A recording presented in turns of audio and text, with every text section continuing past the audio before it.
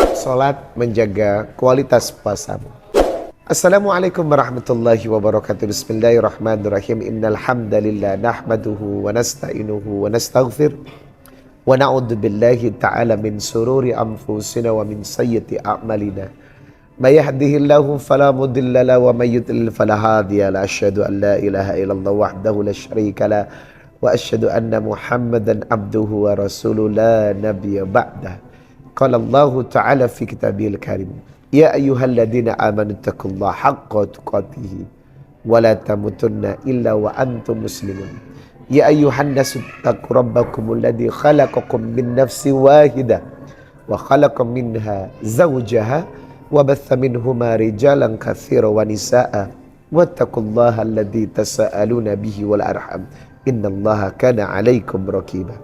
Ya ayyuhalladzina amanu taqullaha wa qulu qawlan sadida yuslih lakum a'malakum wa yaghfir lakum dhunubakum wa may yuti'illaha wa rasulahu faqad faza fawzan adima. Amma ba'd, fa inna asdaqal hadithi kitabullah wa khairul hadyi hadyu Muhammad sallallahu alaihi wasallam wa syarrul umuri muhdatsatuha wa kullu muhdatsatin bid'ah wa kullu bid'atin dhalalah wa kullu dhalalatin finnar. Allahumma salli wa sallim ala nabiyya Muhammadin wa ala alihi wa sahbihi wa man tabi'ahum bi ihsanin ila yaumil qiyamah. Bunyal Islamu ala khamsin. Pilarnya seorang muslim itu ada 5. Syahadati an la ilaha illallah wa anna Muhammadar Rasulullah wa iqamis salah wa ita'iz zakah wa hajjil baiti wa sami Ramadan. Inilah yang disebut rukun Islam, dan semuanya bagi seorang muslim wajib untuk dikerjakan. Kedudukan sholat dan puasa adalah ibadah yang sangat berkaitan. Sebab semua ibadah akan diterima kalau sholatnya baik. Semua ibadah akan berkualitas kalau sholatnya baik. Puasa ini akan berkualitas kalau sholatnya baik. Itu kenapa ada beberapa yang harus menjadi perhatian umat muslim berkaitan dengan sholat dan puasa. Ada sebagian orang yang puasa tapi gak sholat. Sekali lagi, ada sebagian orang yang puasa tapi gak sholat. Bagaimana hukum orang yang puasa tetapi tidak sholat? Hal ini jelas merusak puasanya. Hal ini jelas tidak menjadikan puasanya berkualitas. Sebab kita tahu sholat adalah pilar ibadah yang utama di hadapan Allah dan terhisab pertama oleh Allah. Itu kenapa kalau sholatnya baik, maka puasanya pasti baik.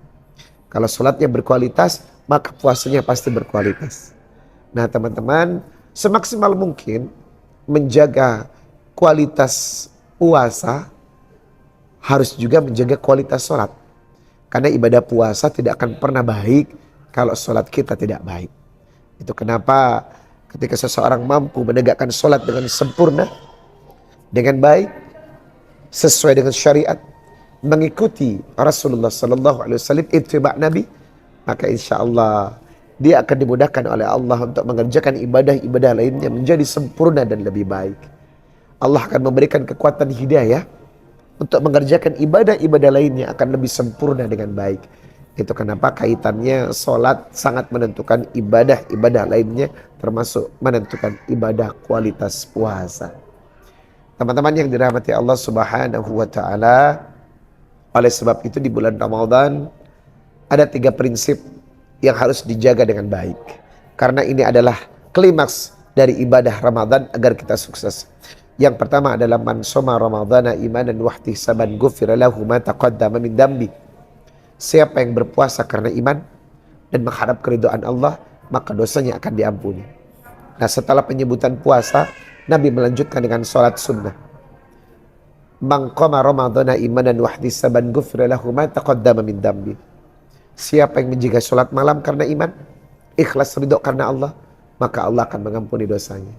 Dan yang ketiga, man qama lailatul qadar imanan wa ihtisaban ghufira lahu ma taqaddama min dambi. Siapa yang menjaga kualitas Lailatul Qadarnya, maka Allah akan mengampuni dosanya.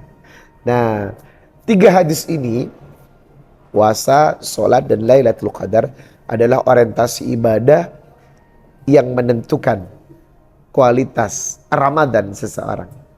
3 faedah ini adalah gambaran yang menentukan bagaimana Ramadan kita sukses di hadapan Allah Subhanahu wa taala. Maka teman-teman yang dirahmati Allah Subhanahu wa taala, di bulan Ramadan semaksimal mungkin kita menjaga sholat dengan baik, karena itu akan berpengaruh kepada kualitas puasa kita.